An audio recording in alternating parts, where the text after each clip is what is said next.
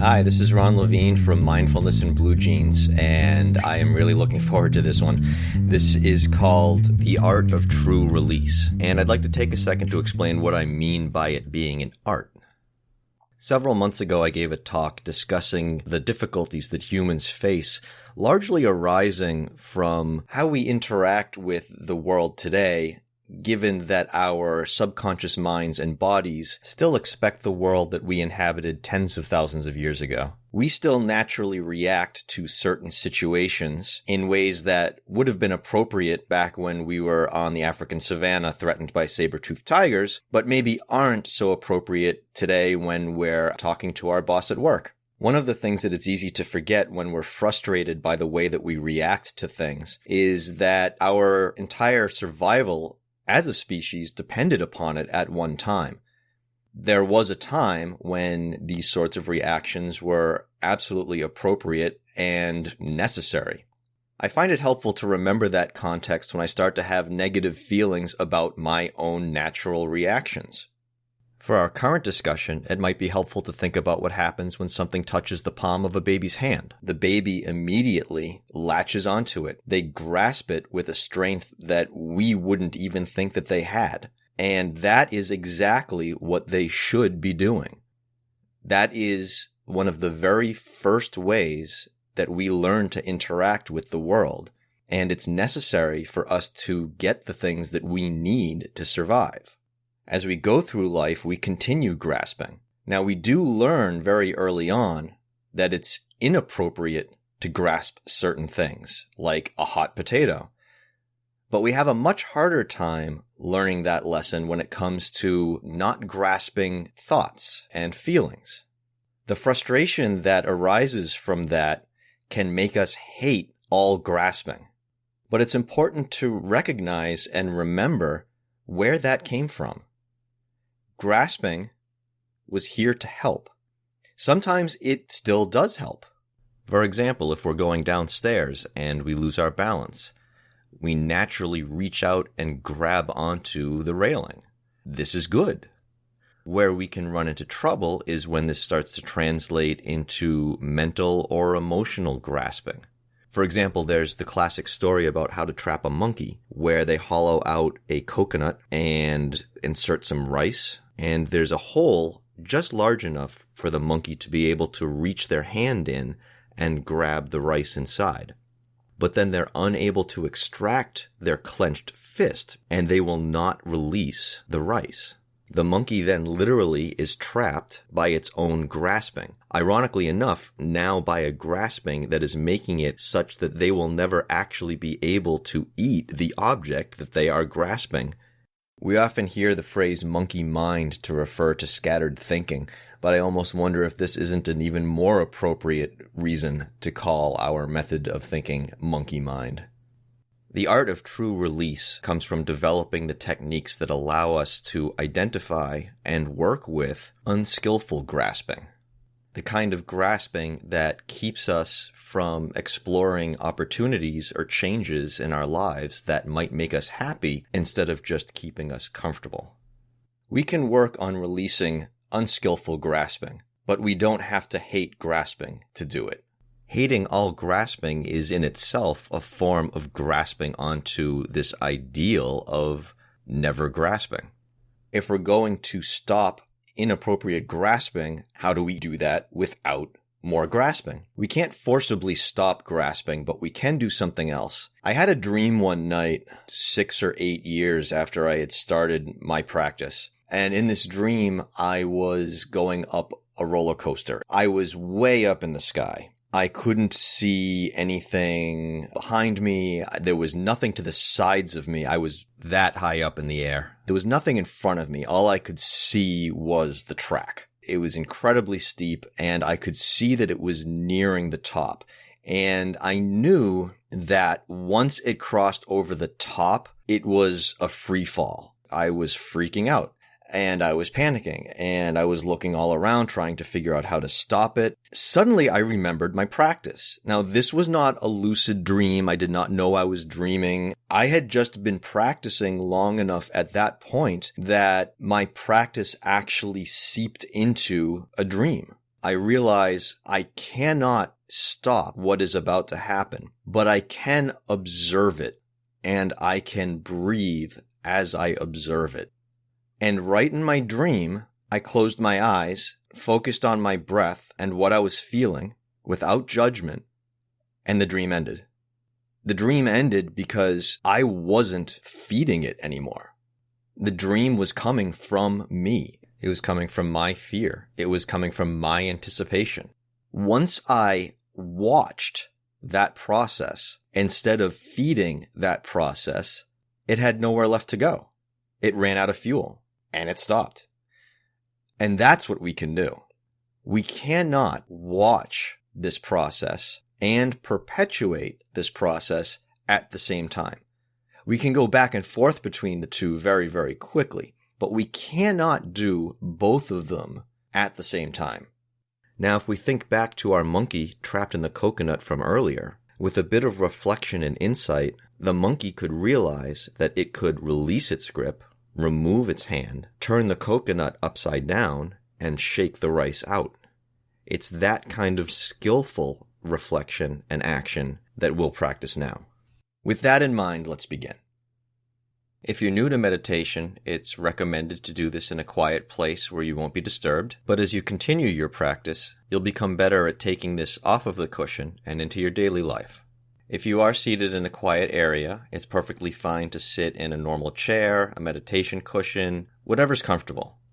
It is recommended to have your hips elevated higher than your knees with a straight back, and you might imagine that you're suspended by a string attached to the very top of your head, which is holding you up from the ceiling. Allow your eyes to gently close or keep your gaze downward towards the floor. You may be feeling a lot of tension right now, and that's okay. We don't need to do anything about that at the moment.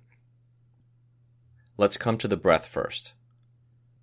Without trying to change anything, just notice the length and the depth of the breath as it's coming in and going out. It may be short, it may be long. Anything is fine. We're just seeing how it is at this particular moment.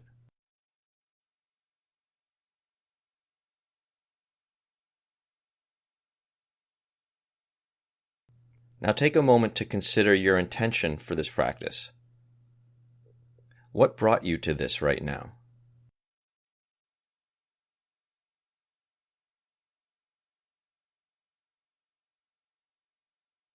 Now, as we're letting the breath go in and out at its own pace, take note of any tension you might be feeling.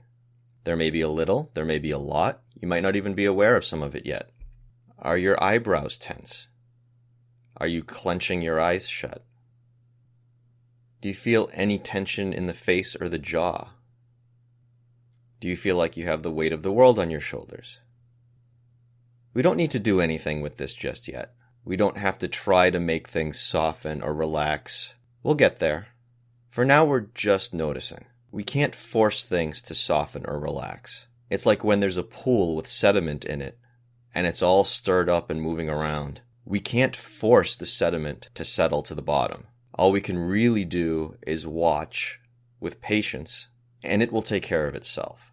So we're not trying to make any changes here. Now try focusing your eyes, even if they're closed.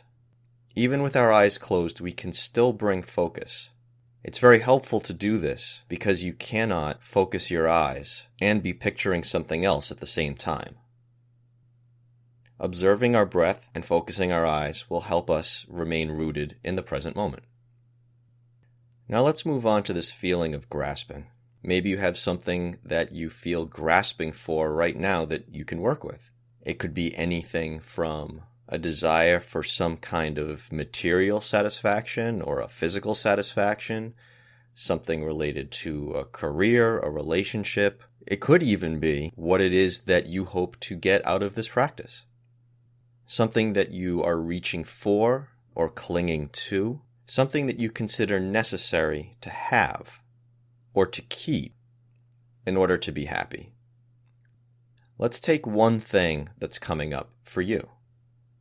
That's coming up at the moment, maybe something that's come up recently. And let's not focus on that object. Let's focus on the grasping itself, that feeling. How does it express for you? Is there a mental picture that goes with it? Perhaps a sound? A taste? Where do you feel it in the body?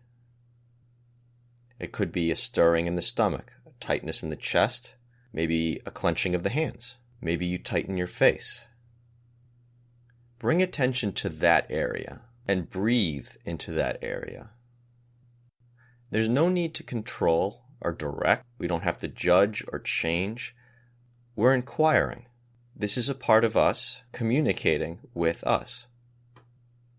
It's telling us something, and it's okay to listen.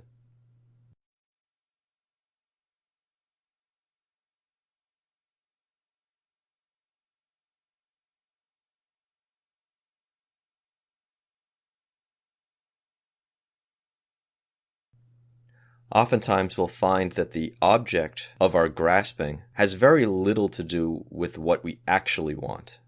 It may be a symbol of what we want. We may think it will bring us something else that we actually want. But the object itself usually isn't something that is inherently going to make us happy or keep us happy. We have a much better chance of learning what that is when we pay attention to what our own grasping process is trying to communicate to us. For example, it's very common to feel a grasping for money. Now, of course, we need money to live, but what are we really grasping? Money inherently can't make us happy. Technically, money is just a bunch of pieces of paper or numbers on a computer screen. But money can represent or translate into different things: security, power, pride. Now we're getting closer to the roots of our grasping, what we're really trying to get. Let's take a moment to look at that layer of grasping. Let's breathe into those areas.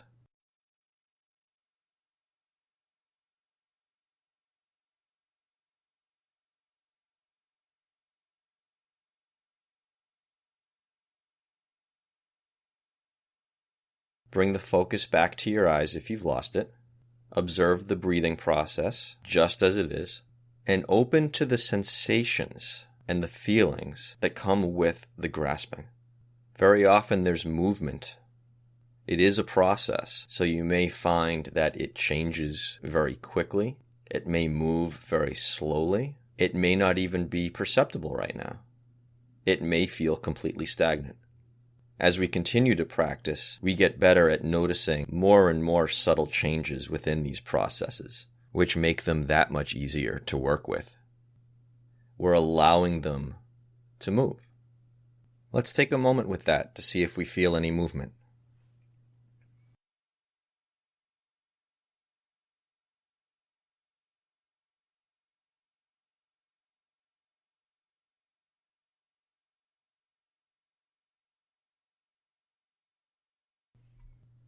Most of our tension doesn't come from the grasping. It comes from trying to change or control this process.